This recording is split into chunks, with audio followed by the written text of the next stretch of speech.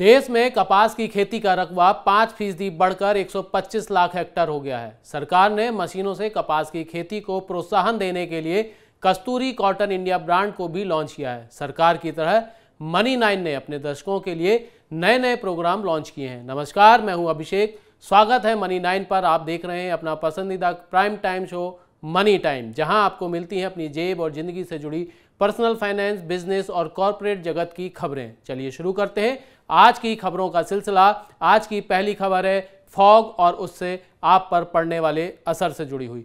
कोहरे से प्रभावित उड़ानों के यात्रियों के लिए एयर इंडिया ने फॉग केयर की शुरुआत की है। इसके तहत एयर इंडिया यात्रियों से संपर्क कर उन्हें फॉग से प्रभावित उड़ानों को बिना किसी शुल्क के रिशेड्यूल करने या कैंसिल करने का ऑप्शन देगी। फॉग केयर के तहत यह सुविधा दिल्ली इंटरनेशनल एयरपोर्ट से आने और जाने वाली उड़ानों के लिए मिलेगी। कोहरे से प्रभावित उड़ानों के यात्रियों को ईमेल, कॉल और एसएमएस भेजकर जानकारी दी जाएगी। इससे यात्रियों को कोहरे से होने वाली असुविधा को कम करने के आसान विकल्प मिलेंगे।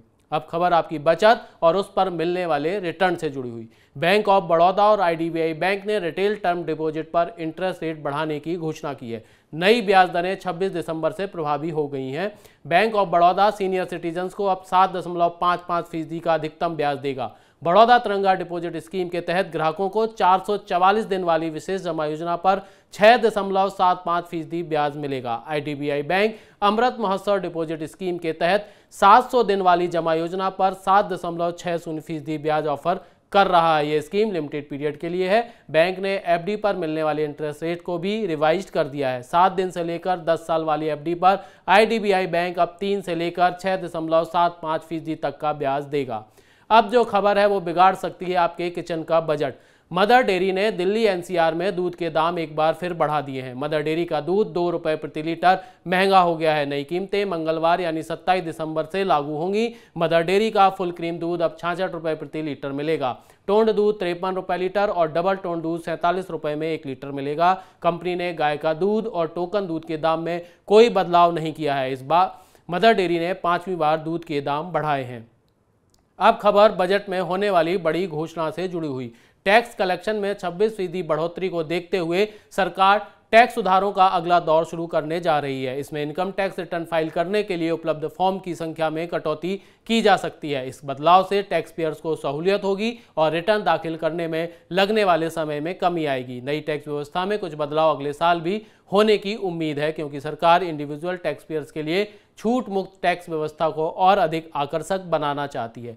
अगली खबर है सैलरी से जुड़ी हुई। प्रत्येक 10 कर्मचारियों में से 5 का मानना है कि 2023 में सैलरी 12% से ज्यादा बढ़ेगी। CIEL HR सर्विसेज के सर्वे में यह पता चला है। सर्वे में शामिल 57% कर्मचारियों का कहना है कि ग्लोबल इकोनॉमिक स्लोडाउन, महंगाई, स्टार्टअप्स को फंड न मिलने, बड़ी टेक कंपनियों में छटनी के बावजूद 2023 में सैलरी 12% से ज्यादा बढ़ सकती है।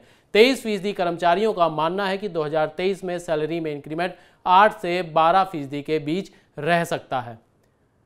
स्टार्टअप और नई कंपनी शुरू करने वालों के लिए है हमारी ये खबर। यमुना विकास प्राधिकरण 4 सेक्टर में फ्लैटेड फैक्ट्री किराए पर उपलब्ध करवाएगा। इनमें स्टार्टअप शुरू करने वाले उद्यमियों को प्राथमिकता दी जाएगी। ऐसे करीब 400 लोगों को काम शुरू करने के लिए किराए पर जगह उपलब्ध कराई जाएगी। यमुना विकास प्राधिकरण इसके लिए 4 मंजिला इमारतों का निर्माण करवाएगा। इमारतों का निर्माण कार्य पूरा होने के 1 साल में यहां पर उत्पादन शुरू किया जाएगा। बिजली, पानी, PNG सहित तमाम सुविधाओं के कनेक्शन लगाकर यहां दिए जाएंगे। अब जो खबर है वो बीमा से जुड़ी हुई है। संसद में बीमा कानून संशोधन विधेयक पारित होने के बाद LIC समग्र लाइसेंस पर विचार करेगी। मतलब LIC जीवन बीमा के अलावा अन्य बीमा व्यवसाय में भी उतरेगी। LIC अभी केवल लाइफ इंश्योरेंस पॉलिसियां ही बेचती है, लेकिन आगे चलकर वह हेल्थ इंश्योरेंस, ऑटो इंश्योरेंस और जनरल इंश्योरेंस पॉलिसी भी बेच सकेगी। वित्त मंत्रालय बीमा कानून में संशोधन पर अभी विचार विमर्श कर रहा है। अगली खबर शेयर बाजार से जुड़ी हुई। घरेलू शेयर बाजार में पिछले 4 दिन से जारी गिरावट पर सोमवार को ब्रेक लग गया। BSE सेंसेक्स में 721 अंक से अधिक की तेजी आई। नेशनल स्टॉक एक्सचेंज का निफ्टी भी 207 अंक की तेजी के साथ 18,014 अंक पर बंद हुआ। एशिया के अन्य बाजारों में दक्षिण कोरिया का कॉस्पी, जापान का निक्की और चीन का संघाई कंपोजिट लाभ में रहे। नई इंडस्ट्रियल पॉलिसी को लेकर अब है ये हमारी अगली खबर।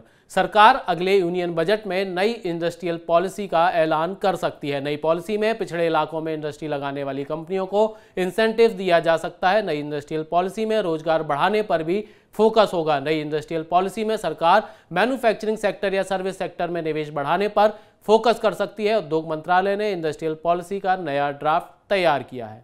अब खबर उत्तर प्रदेश के युवाओं के लिए। उत्तर प्रदेश को प्रस्तावित वैश्विक निवेशक सम्मेलन से पहले जर्मनी, बेल्जियम और स्वीडन से 77,140 करोड़ रुपए के निवेश प्रस्ताव मिले हैं। औद्योगिक विकास मंत्री नंद गोपाल गुप्ता ने बताया कि 3 देशों के दौरे में कुल 77,140 करोड़ रुपए के निवेश प्रस्ताव मिले हैं। ये प्रस्ताव रक्षा, फिल्म, चिकित्सा उपकरण, कचरा प्रबंधन और कपड़ा जैसे विभिन्न क्षेत्रों से संबंधित हैं। प्रदेश में निवेश आने से युवाओं को बड़े स्तर पर रोजगार के अवसर उपलब्ध होंगे। अब खबर इलेक्ट्रिक व्हीकल से जुड़ी हुई। ऑटो कंपनी काइनेटिक एक जमाने में बेहद लोकप्रिय रही अपनी मोपेड लूना का इलेक्ट्रिक वेरिएंट बाजार में उतारेगी। काइनेटिक इंजीनियरिंग लिमिटेड ने कहा है कि उसकी subsidiary company kinetic green energy and power solution E Luna को जल्द बाजार में उतारेगी। इसके लिए चैसिस और अन्य इलेक्ट्रिकल पुर्जों का निर्माण शुरू हो चुका है। काइनेटिक इंजीनियरिंग ने ठीक 50 साल पहले लूना को बाजार में उतारा था, तब इसकी कीमत 2,000 रुपए थी। उम्मीद है मनी टाइम का आज का एपिसोड आपको पसंद आया होगा। आपको हमारा आज का शो कैसा लगा, इसका अपना फीडबैक और अपनी राय हमारे साथ नीचे कमेंट बॉक्स में जरूर शेयर करें।